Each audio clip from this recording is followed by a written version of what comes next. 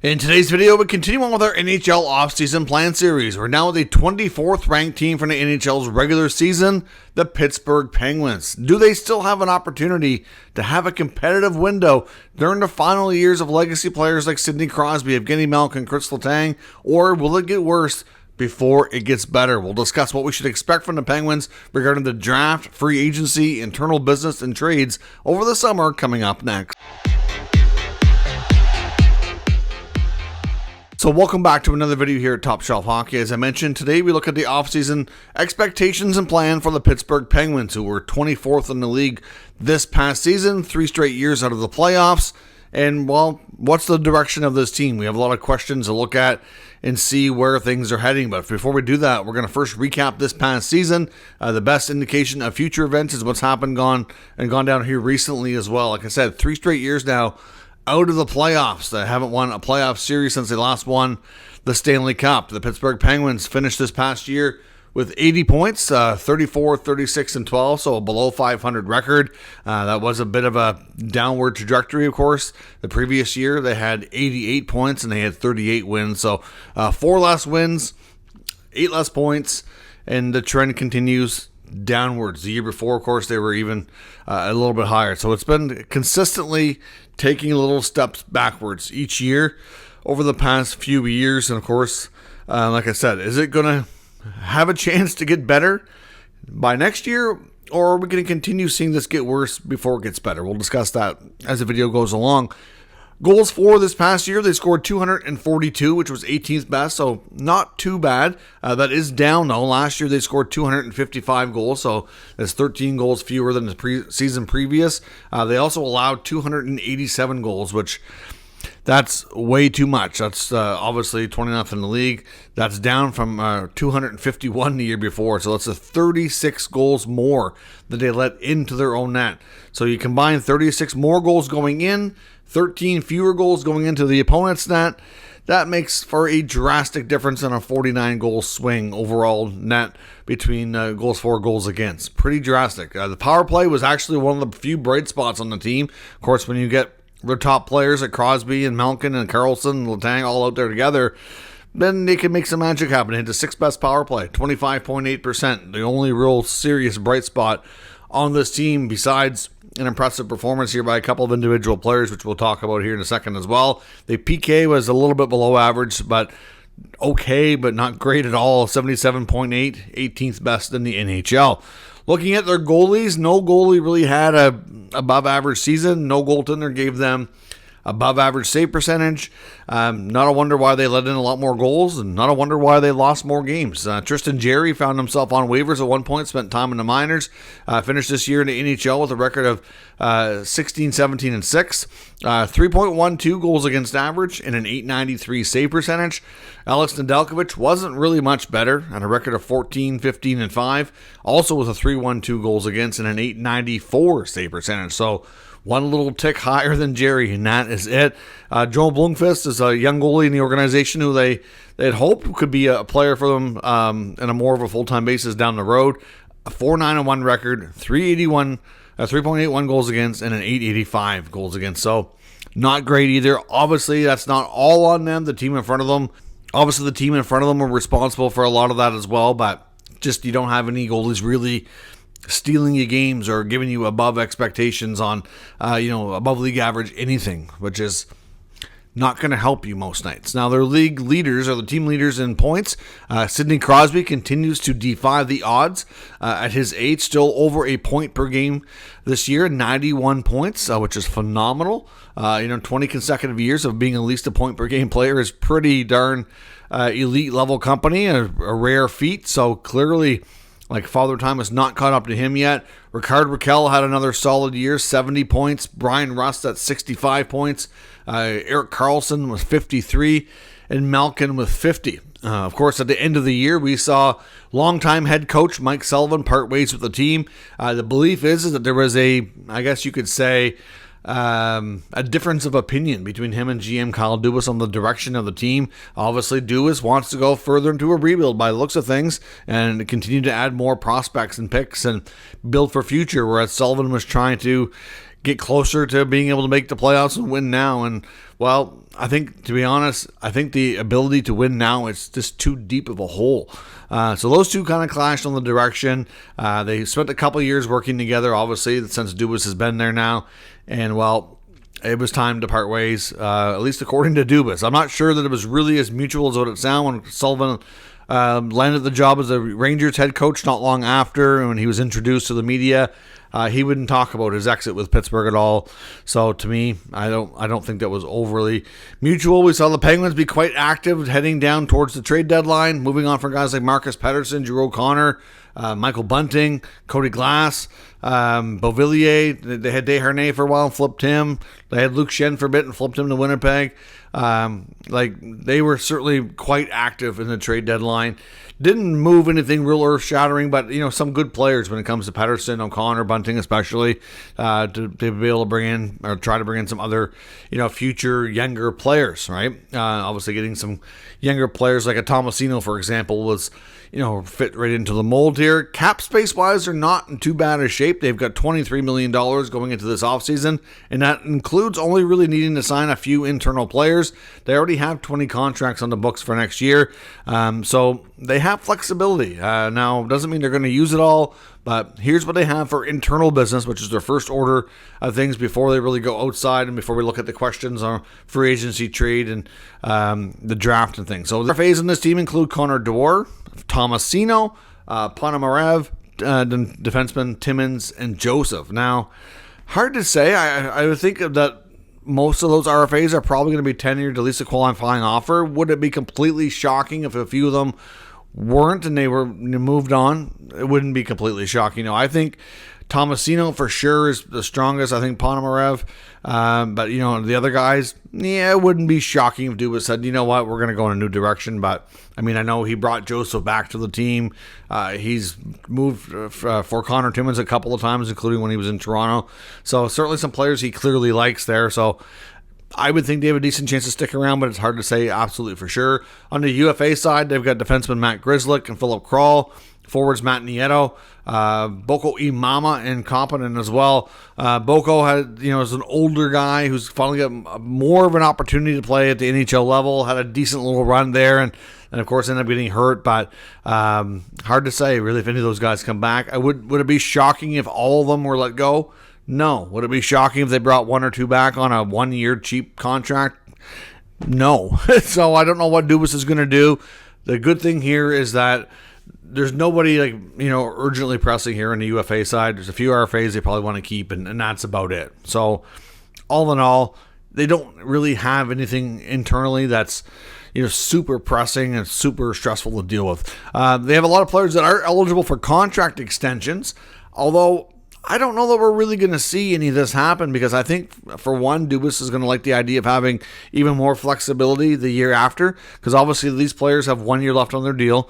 So if they're still a Penguin this time next year, they'll be talking about this as the UFA or RFA side of things, saying, are they going to be back or could they sign a deal, but like Evgeny Malkin, for example, it's not expecting he's going to sign an extension. You get Kevin Hayes, Heinen, Achari, Lizotte, Nedeljkovic. It's most likely that, a lot of these guys probably won't. And if they're still Penguins, then they'll probably kind of take the wait and see approach, would be my guess. So I don't think we're going to see a ton of internal business take place with Dubas and the Penguins. I think most of the UFAs are probably most of them are going to walk. I don't think we're going to see much of anything in the way of extensions. And on the RFA side, we'll see a few of those younger guys get new deals, short-term deals like that. And that would be about it. So the top questions facing the team beyond that into the offseason would be, one, who's going to be your new head coach? Obviously, that's a big role. Somebody you want to get in place before it gets too deep in the offseason. It's believed that they do have some interest in former Penguin Rick Tocchet. I'm not sure he's really going to be interested in the Penguin job. It seems like he's more, I think, would probably want to coach a team that's further along and not on the downward swing. You never know. He does have history with the organization, both as a player as an assistant coach as well. So not directly with Dubas, and there's not much left there from when he was there before, so I don't know that there's really feeling any ties there. I know he's linked to a variety of other jobs. He's one of the more sought-after coaches. He's believed to be in the mix with Philly, Boston, and Seattle too. So I don't know. I'm sure there's some interest in Tonka, but does it make sense for the Penguins to shell out big money on a coach like that? I don't know. I've heard Jay Woodcroft to some extent might be a coach they look at.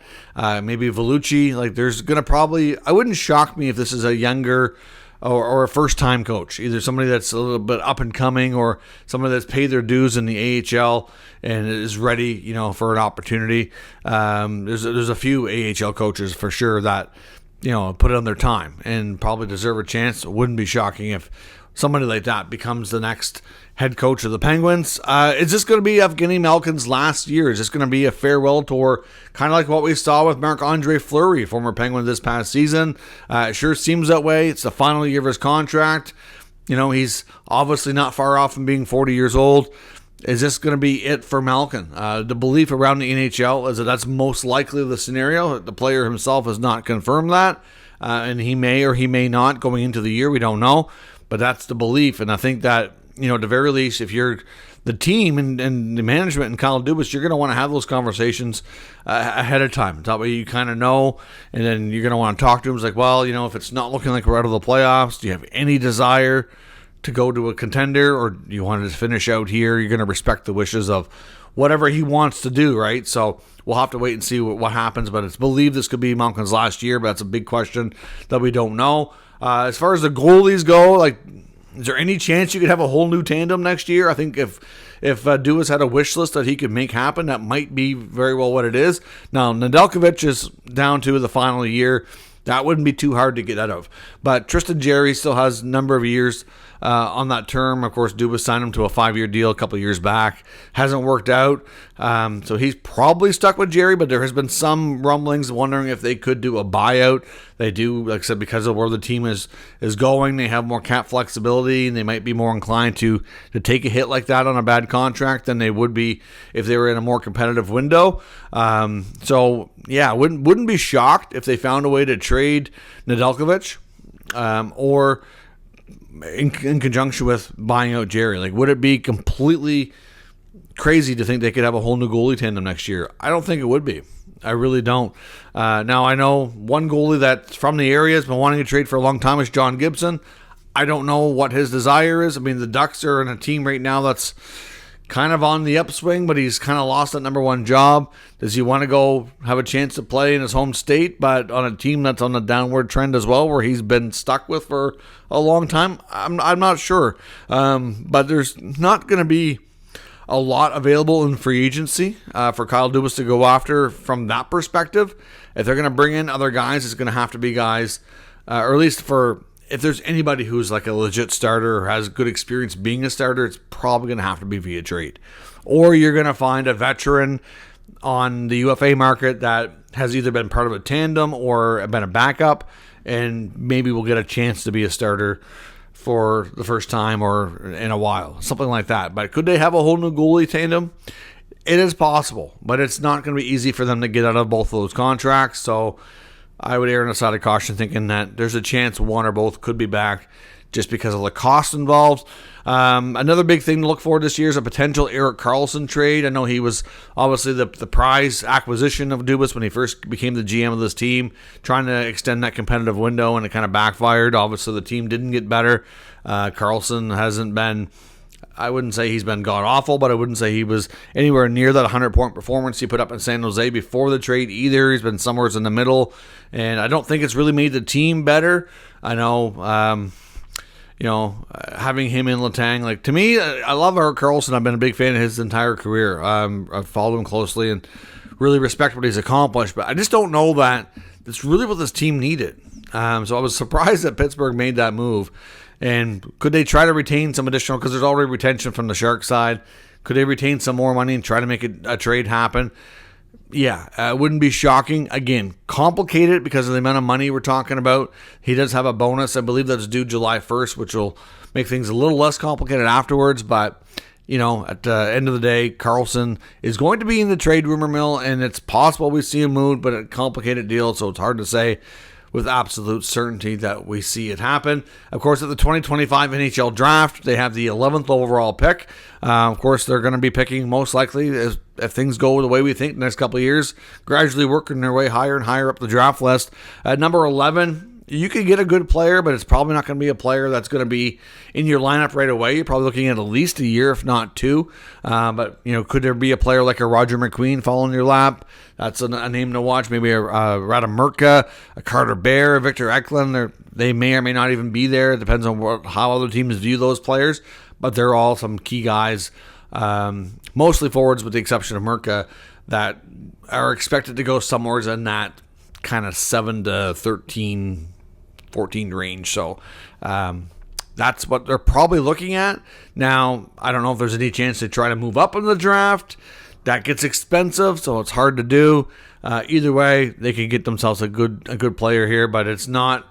I don't think this draft is quite as deep as what it's going to be next year. So, I don't think they trade the pick unless they can find a way to move up.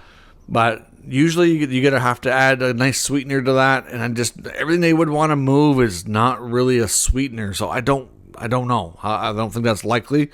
As far as free agency goes, I don't expect them to be busy. Could they maybe sign a depth piece here or there, veteran on a cheap 1-year deal to fill a hole? Maybe. But they don't even really have that many holes to fill. If they like some of their UFAs and RFAs to bring back, there's really not going to be much really even open spots. So I don't think they're going to be busy in free agency at all. I don't expect them to be too busy at the draft. They'll put together they have a lot of picks. I mean, they could use some picks to kind of try to move up. Maybe not necessarily in the first round, but could they try to get another first rounder by combining other picks for available? They have done a decent job acquiring draft capital. So there is some options that way that Dubas could do to try to get more picks higher up. It wouldn't be shocking. Goalies, Erik Karlsson. And could it be the last year of Evgeny Malkin? And, of course, a new coach right at the top of the list. So lots of questions, not a lot of answers right now. Those are the questions I expect Kyle Dubas and the Penguins to try to answer over the coming weeks as they get to work on their offseason plans. So let me know your thoughts on the Penguins' expectations, what you think is going to happen down in the comments. We'll discuss further. If you're new to the channel, make sure you subscribe and stick around. We'll keep you up to date with all the news, rumors, and analysis of all 32 NHL teams. Thanks for watching. I'll catch you next time.